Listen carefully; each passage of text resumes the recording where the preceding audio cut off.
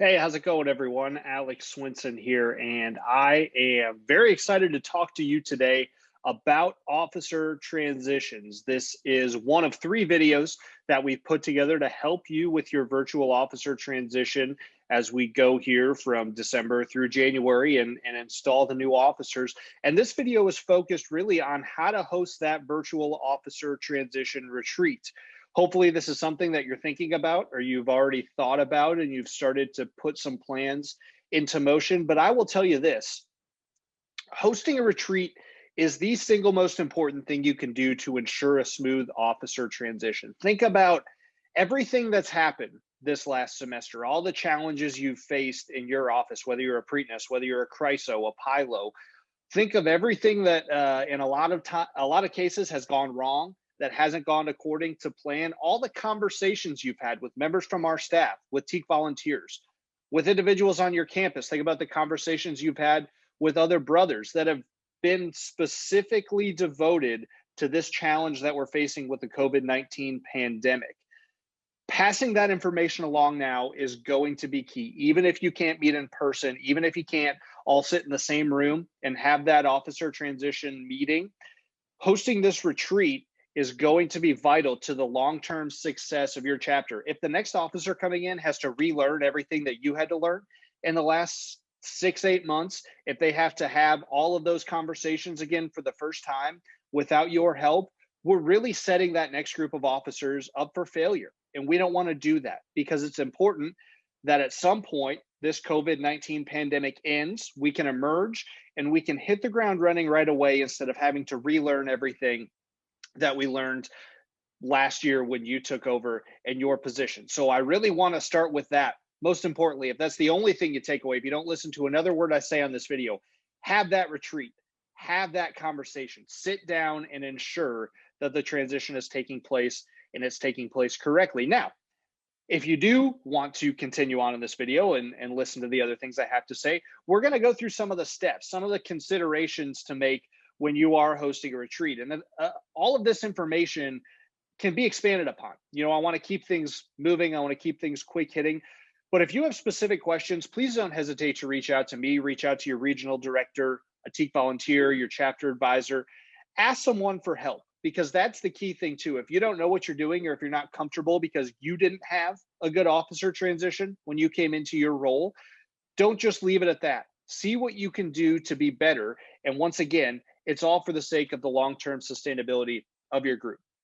So some of the things to think about when you're looking at hosting a virtual retreat: when do we do it, right? Start thinking about that right now. When you get done with this video, send an email, send a group me out, send a text out, figure out when guys can meet. Try and pick a date that works for everyone. I know that's challenging, but right now a lot of people are at home, right? They're sitting at home, they're watching TV, trying to figure out what to do with their time in December and January. So maybe you do have a window there to get it done. But the sooner you start that process, the better you can collect input, the better you can collect availability, and you can figure out what works for everyone. Next, give plenty of advance notice. Don't schedule an officer retreat for 2 days from now and expect everyone to be there.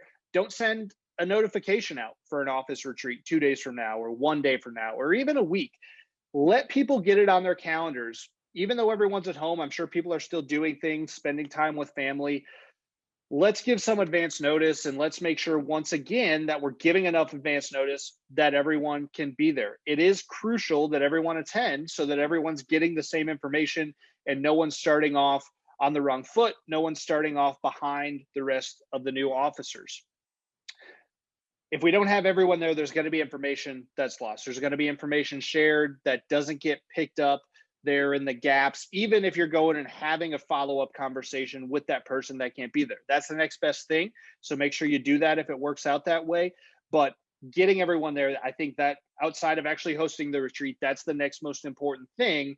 All of the old officers and all of the new officers, so that you can all collaborate and have those conversations. The next question, how do we put this together? What is it that we need to do to actually have a successful retreat? The first thing is put an agenda together, put a schedule together. Don't just assume you can all show up and figure it out. Be intentional about the time you're putting into building a plan. some of the things that might be included on this agenda. And look, everyone has their own way of doing things. And if you've done officer transitions in the past, maybe you have a tried and true method that works. I don't want to impede on that. So by all means, take my suggestions, think about them, think about if they work for you in your group, but don't feel like you have to do all of them. But again, some of the things to think about: a big data dump from the outgoing officers. Allow the outgoing officers to share everything that they've learned, everything that they've done. That is very, very important to get that information, that data in the hands of the new officers. Go from the old officers' brains to the new officers' brains.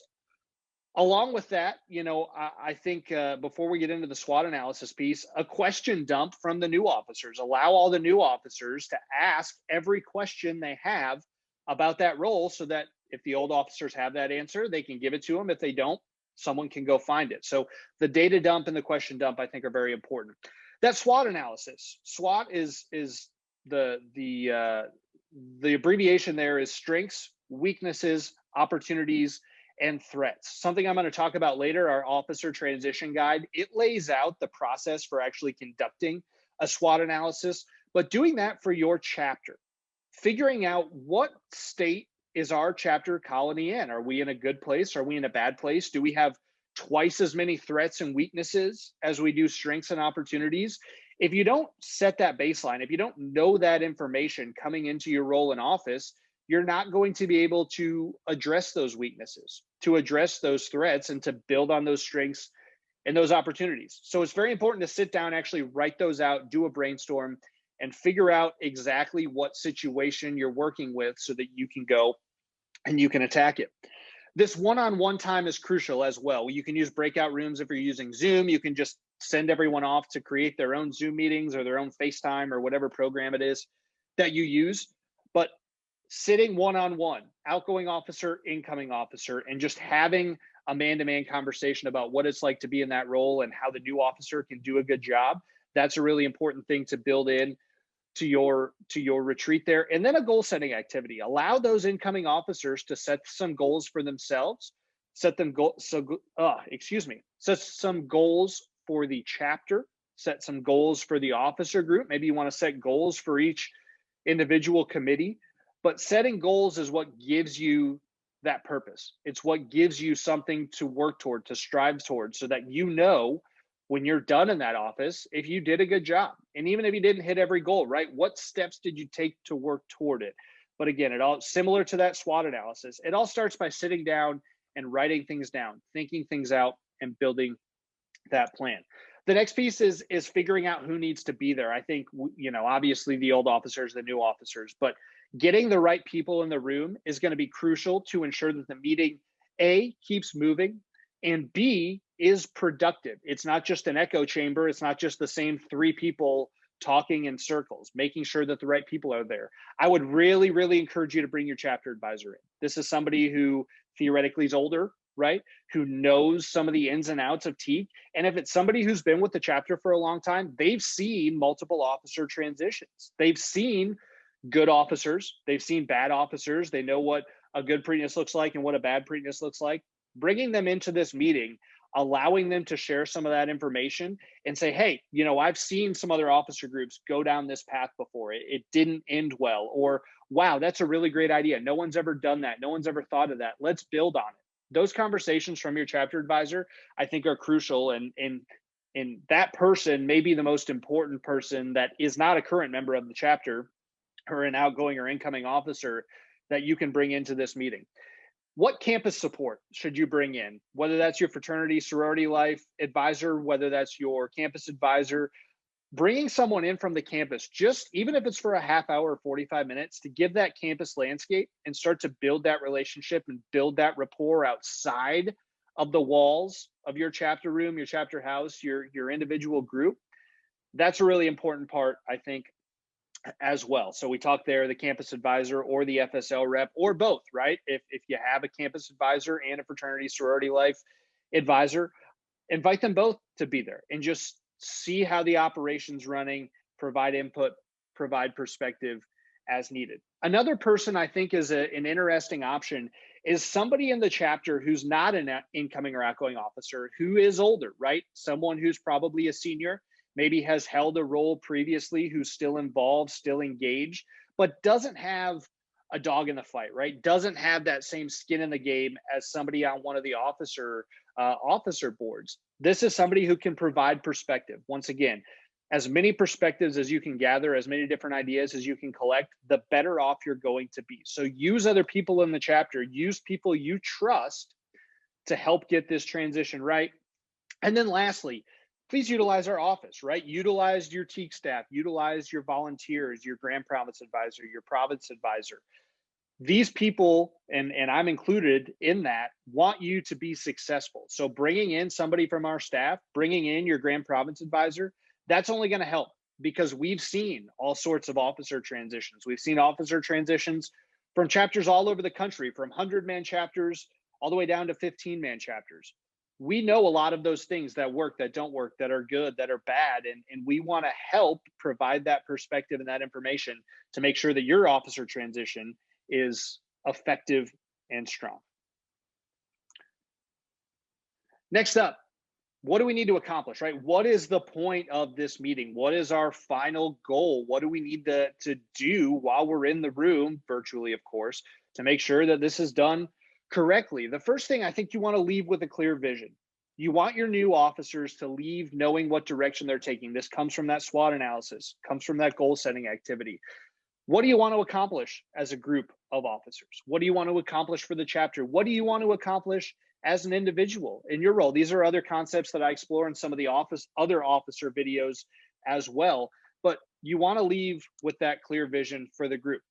Sit down and go through the KRA scorecard. Go to the module.tka.org and pull up that KRA scorecard. That is a really great indicator of the overall health of your chapter or colony. Where are you on recruitment, on finances, on alumni engagement, on conference attendance? It's all right there. So sitting and looking at that KRA scorecard, that's going to give you the hard data. That's going to give you that factual information. There's no emotion involved in that KRA scorecard and how that's built and how that's scored. So sometimes just sitting down and looking at the hard facts, that can be the boost that you need or the confidence that you need to get some stuff done. Really sit down and look at your year-to-date progress on the KRA goals and figure out what areas you want to attack, what areas you do well, what areas you do poorly, and how can that scorecard help guide the chapter into the next semester. And then leave with a follow-up plan. None of this matters if you're not going to follow up, if you're not going to put the work in to achieve the goals and to make good on the promises you make to yourselves and make to one another in this officer meeting. So sit down and figure out, what are our checkpoints, right? When are we going to follow up on this benchmark? What are we going to talk about at our first officer meeting? And for the outgoing officers, what do you need to follow up on? Is there information you still need to provide? Are there people that you need to introduce the next officer to, right? There's follow-up that's going to be involved from everyone. You're not going to knock it all out in one single Zoom meeting, but without a follow-up plan, all of this work you've just put in, it really becomes moot. And hopefully that's not the case, but I don't want you to fall into that trap. Last piece here is just utilizing your resources, right? I talked about that officer transition guide. You go to tke.org/guides. It is right there. It includes a description for every single office. It includes questions to be asking about the officer transition. And it includes a step-by-step layout for how to do a retreat, an agenda, the SWOT analysis, the goal setting activity. There's a lot there. So please go look at it. Maybe it's not for you, right? Maybe your chapter chooses not to utilize it. I still think there are things in there that you could pull, that you could use to make this transition better. And then lastly, ask for help, right? I already talked about it. Use our staff, use our volunteers, use the people who have seen officer transitions before, know what to look for, and know how to make sure that you are going about this the right way and you're getting the most effective methods in place for the next group of officers. The long-term success of every chapter depends on the officer transitions. It doesn't matter if one single officer, one group of officers was the best in the history of our entire fraternity, of any fraternity ever. If they don't get the transition right, if they don't get that information about why they were so great to that next group of officers, none of it matters, right? So take the time to do it right, to ask for help, to reach out and make sure you're covering all these steps. And it really starts with the retreat. That's where it all starts, is getting that retreat on the books, getting it scheduled, getting a plan together and getting everyone on the same wavelength so that you can go and attack the next semester. Don't just react to it. Make sure that you're proactive and that you're getting done what needs to get done for the long-term success of your chapter, for the long-term success of the fraternity. With that, you have my contact info there. Please let me know if you have any questions or if you need anything. Thank you for your time, and I look forward to talking again soon.